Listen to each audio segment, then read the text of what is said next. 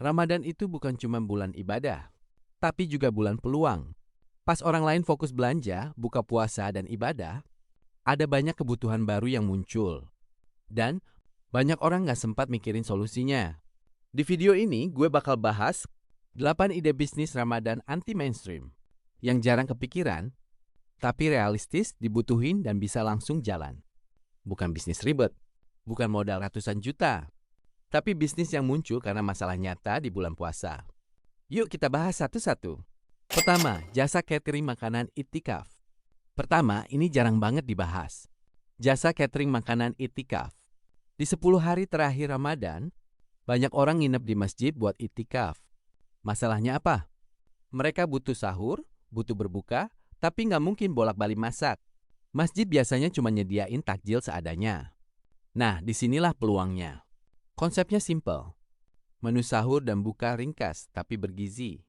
Nggak perlu mewah, yang penting praktis dan tepat waktu. Bisa sistem, paket 3 hari, paket 5 hari, atau full 10 hari terakhir. Target market, jamaah i'tikaf. Panitia masjid, donatur yang mau sedekah makanan tapi nggak ribet. Ini bukan cuma bisnis, tapi ibadah tambah cuan. Kedua, kue kering campur dalam satu toples. Nomor 2, kue kering campur. Biasanya satu toples isinya satu jenis kue kan? Nah, ini beda. Satu toples isinya macam-macam kue. Kenapa ini laku? Karena orang pengen variasi.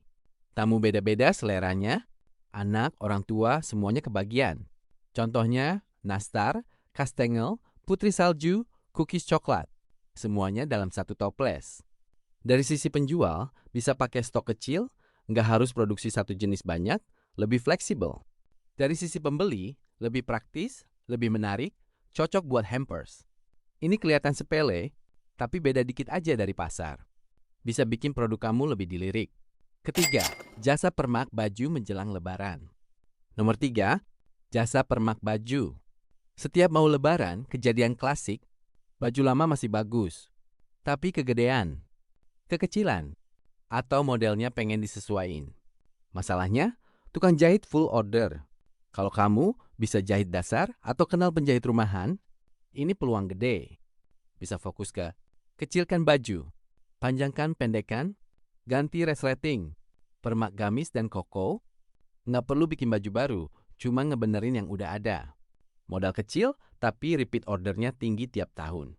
Keempat, catering sahur dan buka untuk penunggu pasien rumah sakit. Ini salah satu ide paling relate, tapi jarang diangkat. Catering sahur dan buka untuk penunggu pasien rumah sakit. Coba bayangin, nunggu pasien seharian, badan capek, puasa, malam harus sahur, nyari makanan jam segitu susah.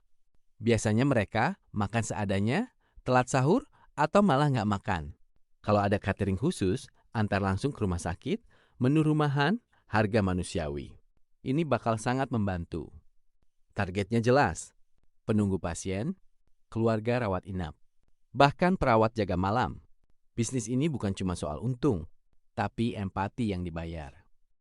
Kelima, jasa nungguin pasien. Rumah sakit masih nyambung. Jasa nungguin pasien rumah sakit. Ini sensitif tapi nyata. Ada kondisi, keluarga lagi puasa, badan drop, tapi pasien butuh ditemani. Atau keluarga kerja, nggak bisa jaga full, tapi harus ada yang standby. Konsepnya bukan tenaga medis, tapi pendamping gantian jaga. Bisa jaga malam, jaga beberapa jam, atau shift tertentu. Ini cocok buat mahasiswa, relawan, atau tim kecil terpercaya. Kuncinya kepercayaan, etika, transparansi. Kalau dijalanin dengan niat baik, ini bisa jadi bisnis tambah amal. 6. Jasa just tip takjil viral. Nomor 6. Just tip takjil viral. Setiap Ramadan pasti ada. Es viral, jajanan viral, takjil yang ngantrinya panjang. Masalahnya, orang pengen tapi males ngantri atau lokasinya jauh. Solusinya, just tip. Konsep simple. Kamu update takjil viral hari ini. Open just tip via WA, IG, ambil fee per item. Nggak perlu stok, nggak perlu dapur, modal, waktu, HP, motor. Ini cocok buat anak muda, content creator, sekalian bikin konten daily. Ketujuh, jasa live UMKM. Nomor 7, ini modern banget. Jasa live UMKM. Banyak UMKM Ramadan. Jual kue, jual takjil, jual hampers. Tapi masalahnya, nggak pede live, nggak ngerti ngomong, nggak ngerti closing. Kalau kamu pinter ngomong, pede di kamera, ngerti basic jualan, kamu bisa jadi host live UMKM. Sistemnya, bayar per jam, atau sistem komisi. Ini peluang baru karena jualan sekarang bukan cuma produk, tapi presentasi.